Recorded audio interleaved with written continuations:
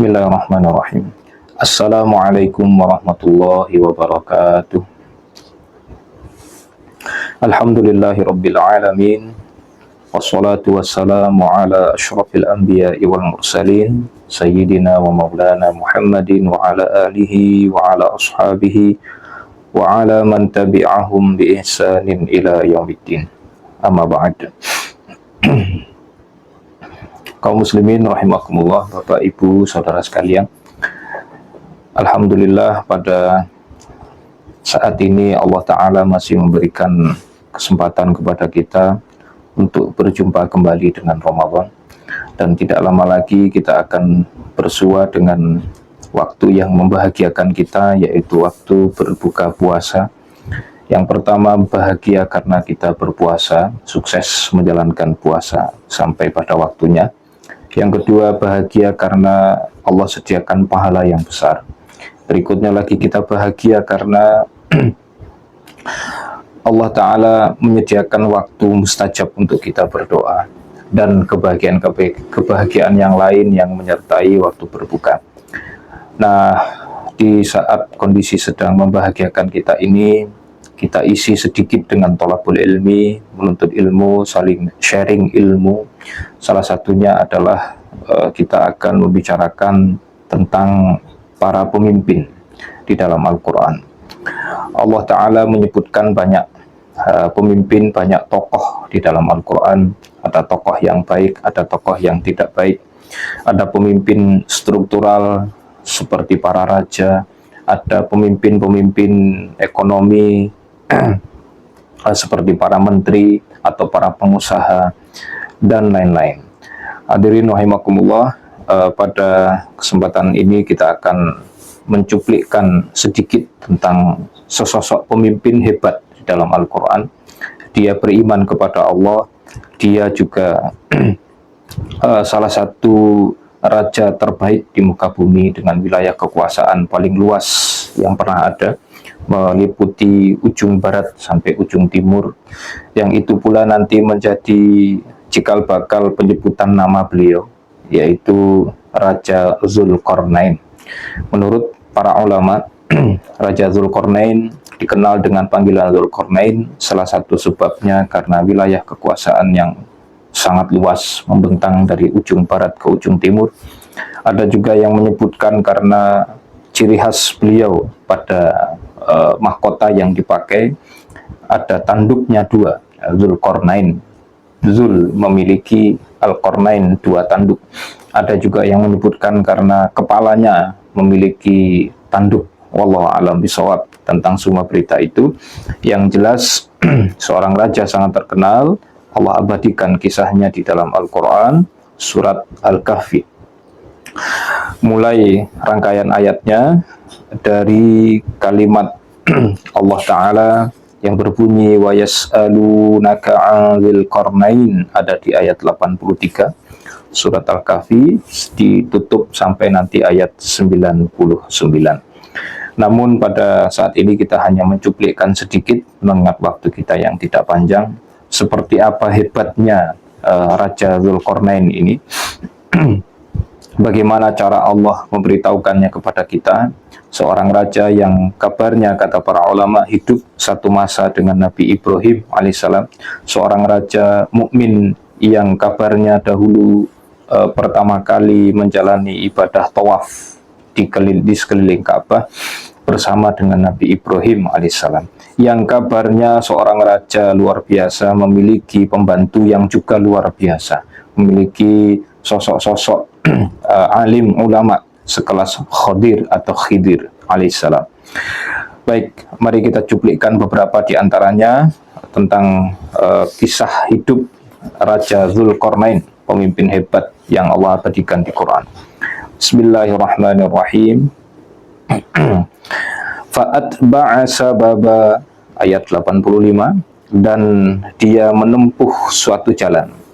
Artinya Raja Zulkarnain ini raja yang salah satu kebiasaannya adalah berjalan, bersafar, mengunjungi daerah-daerah kekuasaannya, atau mengunjungi wilayah yang belum dia kuasai, tapi nanti akan dia kuasai.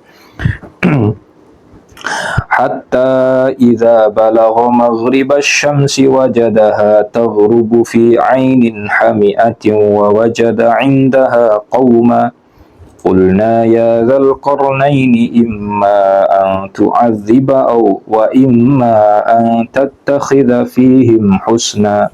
Salah satunya tawaran Allah kepada Raja Dzulqarnain ketika berkunjung ke sebuah tempat, ke sebuah negeri yang penduduknya tidak beriman.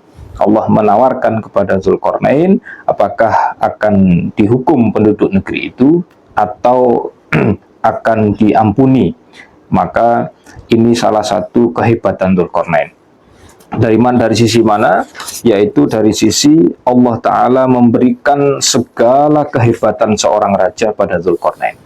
Dari fisiknya, dari hartanya, dari wilayah kekuasaannya, dari jumlah pasukannya yang luar biasa, dan dari peralatan-peralatan tempurnya.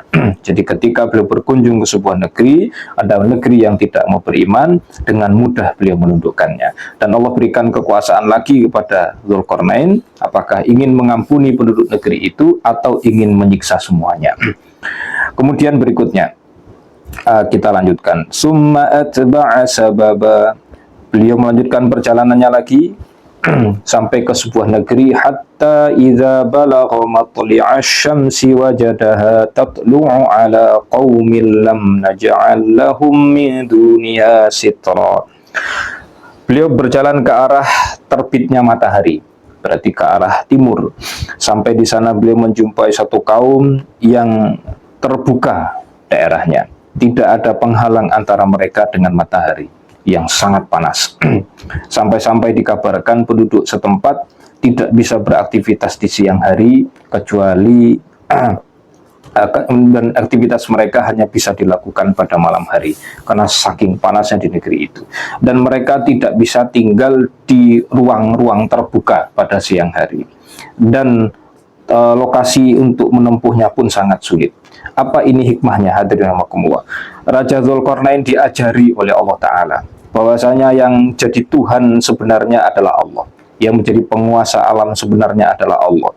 Ada saja rakyat beliau yang di luar jangkauannya secara wilayah sangat jauh. Kemudian yang kedua, penduduk negeri setempat tidak bisa mendapatkan santunan dari rajanya karena wilayahnya sangat jauh dan mereka sangat sulit untuk mendapatkan sesuatu di situ. Bahkan rumah pun sulit. Artinya apa? Raja Dzulqarnain Allah ajari bahwasanya yang menjadi Tuhan sebenarnya adalah Allah. Sebesar apapun kekuasaannya, sehebat apapun dia sebagai raja, tetap yang memberikan rezeki kepada rakyat, kepada hamba adalah Allah Ta'ala. Dan ini pun menjadi pelajaran bagi kita bahwasanya yang berikan rezeki kepada kita adalah Allah Ta'ala. Kaum muslimin rahimakumullah, yang terakhir, bagaimana Raja Dzulqarnain ini ketika berjalan lagi ke sebuah tempat diminta bantuan oleh rakyatnya untuk melindungi mereka dari kejahatan Ya'juj dan Ma'juj. Dikisahkan nanti di ayat 93, 94, 95 sampai nanti 99. Singkatnya adalah ketika penduduk setempat setelah tadi Raja Dzulqarnain meninggalkan lokasi yang tadi sebelumnya, beliau menuju ke tempat yang lebih jauh lagi. Beliau menjumpai penduduk setempat bermusuhan dengan Ya'juj Ma'juj. Penduduk setempat berkeinginan untuk menggalang dana untuk rajanya agar membangunkan sebuah tembok yang menghalangi mereka dari kejahatan Ya'juj Ma'juj, dan berkata, antaja'ala bainana wa bainahum sadda. Buatkanlah untuk kami suatu tembok. Lalu Raja Dzulqarnain berkata, qala ma makkanni fihi rabbi khair. Apa yang Allah kuasakan kepadaku lebih baik daripada persangkaan kalian. Fa'inuni biquwwah, maka tolonglah aku dengan kekuatan. Aj'al bainakum wa bainahum radma. Nanti aku buatkan untuk kalian radma atau radmun. Penduduknya minta sadun, tembok biasa, sedangkan pemimpinnya menjanjikan radmun. Radmun itu sesuatu yang lebih kokoh, lebih tebal, lebih kuat. Ini kehebatan Raja Dzulqarnain. Beliau diberikan banyak kekayaan oleh Allah Ta'ala dan tidak membebani rakyatnya dengan pajak yang tinggi. Kemudian berikutnya, Beliau menyediakan sesuatu yang lebih bagus daripada yang diminta oleh rakyatnya. Rakyat minta sadun, beliau belikan rotmun. Hadirin yang berbahagia, kaum muslimin rahimakumullah, ini salah satu potret pemimpin hebat sepanjang sejarah, dan berhubung waktu sangat singkat, hanya sedikit yang bisa kita potretkan, kita sampaikan. Nanti insya Allah pemirsa sekalian bisa mempelajarinya sendiri di rangkaian ayat yang sudah kami sebutkan tadi. Mudah-mudahan Allah Ta'ala memberikan anugerah kepada kita di negeri kita ini, pemimpin yang betul-betul layak sebagai pemimpin, pemimpin yang sayang kepada rakyatnya, pemimpin yang takut kepada Allah Ta'ala. Allahumma amin. Alhamdulillahirabbil alamin, wal afu minkum, wassalamualaikum warahmatullahi wabarakatuh.